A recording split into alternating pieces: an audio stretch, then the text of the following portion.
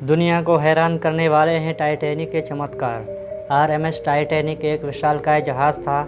इसके बारे में कहा गया था कि यह कभी नहीं डूब सकता है, लेकिन इसके साथ हुआ हादसा शांतिकाल में दुनिया के सबसे भयावह समुद्री आपदाओं में से एक बन गया। लेकिन उस हादसे के दौरान कुछ घटनाएं ऐसी जिनको चमत्कार से कम नहीं कहा जा सकता। आज उनके बारे में जानेंगे।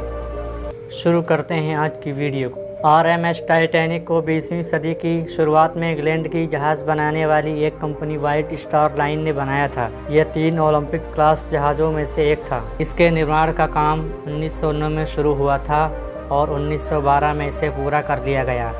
2 अप्रैल 1912 को इसका समुद्री परीक्षण हुआ था। 10 अप्रैल 1912 को जहाज़ इंग्लैंड से न्यूयॉर्क के लिए रवाना हुआ था।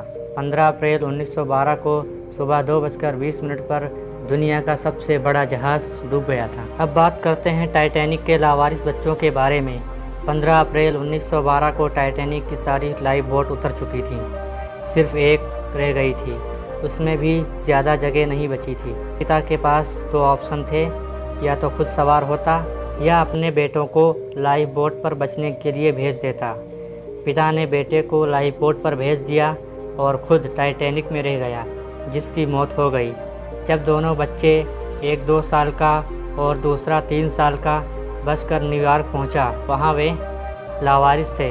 उनकी कोई पहचान नहीं थी। अखबारों में दोनों की पहचान के लिए खबरें छपने लगीं। प्रेस में उनको टाइटैनिक वेब्स या टाइटैनिक के लावारिस का नाम दिया गया। खबरों के बाद एक महिला मार्सेल नवरातिल ने बच्चों की मां होने का दावा किया। बाद में पता चला कि बच्चे के पिता मिशेल नवरातिल ने दक्षिण फ्रांस से बच्चे का अपहरण कर लिया था और फर्जी नाम से टाइटैनिक पर अपने बच्चों के साथ सवार हुआ था। एडवर्ड और एथेल बेन आरएमएस टाइटैनिक पर हनीमून मनाने गए थे। उनकी कहानी कुछ फिल्मी थी। जब जहाज़ डूबने लगा तो पति और पत्नी अलग हो गए। एथेल को अपने पति को छोड़कर लाइफ बोट में जाना पड़ा। एडवर्ड को किसी लाइफ बोट में जगह नहीं मिली तो उसने समुद्र में छलांग लगा दी। किस्मत से कुछ देर में उनको किसी लाइफ बोट ने उठा लिया। ये भी संयोग ही था कि दोनों बचाव के लिए आए जहाज़ आरएमएस करपाथिया पर फिर से जा मिले। आरएमएस टाइटैनिक में सवार होने वाली एला वाइट फर्स्ट क्लास पैसेंजर थीं। टाइटैनिक में अपने साथी मैरी ग्राइस यंग, नौकरानी अमेलिया बिसेट और नौकर सेंट रेंगिनी के साथ थीं। उनके पास एक टार्चनुमा एक छड़ी थी जो बैटरी से चलती थी। इससे लाइफ बोट को अंधेरे में मदद मिली। उस छड़ी की मदद से लाइफ बोट को टाइटैनिक से लोगों को बचाकर लाने में मदद मिली। हेरल्ड ब्राइड टाइटैनिक पर जूनियर वायरलेस ऑपरेटर थे। वो चीफ ऑपरेटर जैक फिलिप्स के असिस्टेंट थे। दोनों की जिम्मेदारी थी मार्कोनी रेडियो टेलीग्राफ सिस्टम का इस्तेमाल करके मोर्स कोड भेजना और प्राप्त करना था। जब टाइटैनिक डूबने लगा तो कैप्टन स्मिथ ने दोनों को ड्यूटी से मुक्त कर दिया, लेकिन दोनों ड्यूटी पर ही रहे।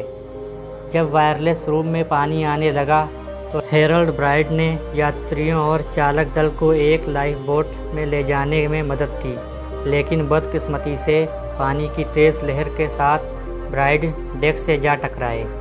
वहाँ किस्मत से नीचे एक पलटी हुई बोट पर उतर गए, जिसके ऊपर 15 लोग और भी सवार थे।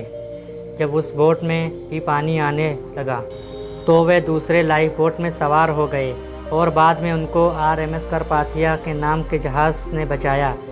गंभीर रूप से घायल होने के बावजूद भी हेरल्ड ब्राइड करपाथिया में वायरलेस कम्युनिकेशन में मदद की और जिंदा बचे लोगों के लिए निजी मैसेज भेजे। जिनीवा स्विट्ज़रलैंड के टेनिस खिलाड़ी रिचर्ड विलियम नॉरिस अपने पिता के साथ आरएमएस टाइटैनिक में सफ़र कर रहे थे।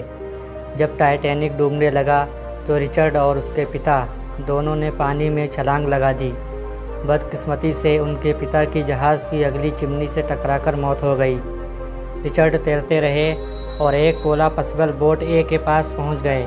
फिर वहां से उनको एक लाइफ बोट ने बचाया। चार्ल्स जोकिन ने 14 अप्रैल 1912 को टाइटैनिक के हादसे का शिकार होने से पहले शराब पी थी। जब जहाज़ आइसबर्ग से टकराया तो उसने जहाज़ पर सवार यात्रियों और चालक दल के सदस्यों को बचाना शुरू किया।